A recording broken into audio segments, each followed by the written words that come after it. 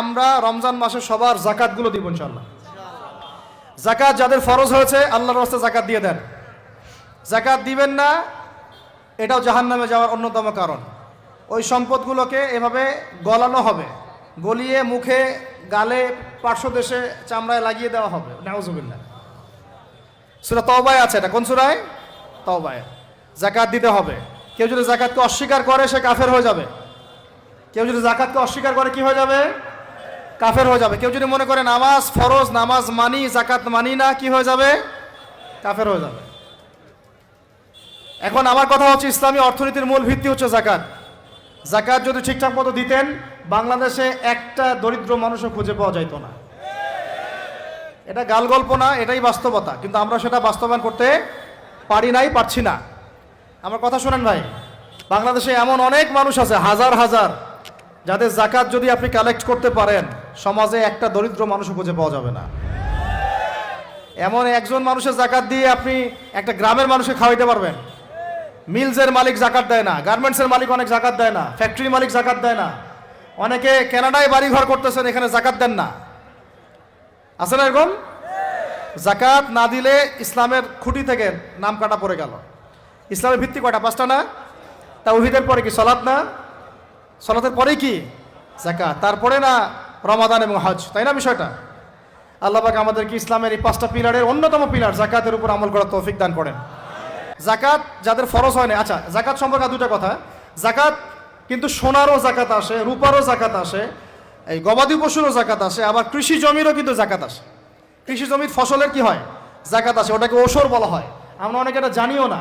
ওলামা কিরামদের সাথে পরামর্শ করবেন, আপনার সম্পদে জাকাত আসছে কি না, এটা নিসাব পরিমাণ হলে বের করে ফেলতে হবে। আল্লাহ পাক আমাদেরকে জাকাতগুলো বের করার তৌফিক দান করেন। আচ্ছা, আর জাকাত দিবেন এমন জায়গায় যেখানে দিলে দিনের খেদমত হচ্ছে।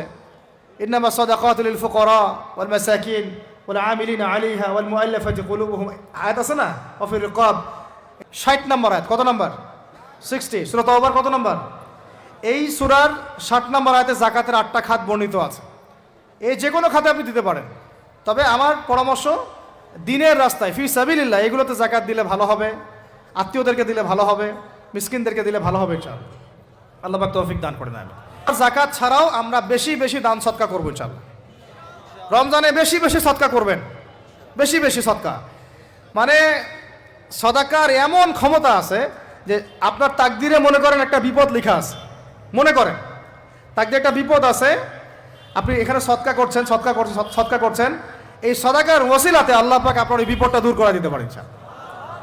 একটা রোগ হয়েছে, বিপদে পড়ে গেছেন, এখন যদি গোপনে গোপনে সদকা করতে থাকেন এবং ওই ওসিলায় আল্লাহর কাছে দোয়া করেন যে আল্লাহ এই সদকার ওসিলায় আমার এই বিপদটা তুমি কাটায় দাও, আল্লাহ কাটাই দিবেন ইনশাআল্লাহ। সদকার এমন ক্ষমতা আছে, তবে এটা ঢাকঢোল পিটায় না, যত পারেন গোপনে গোপনে।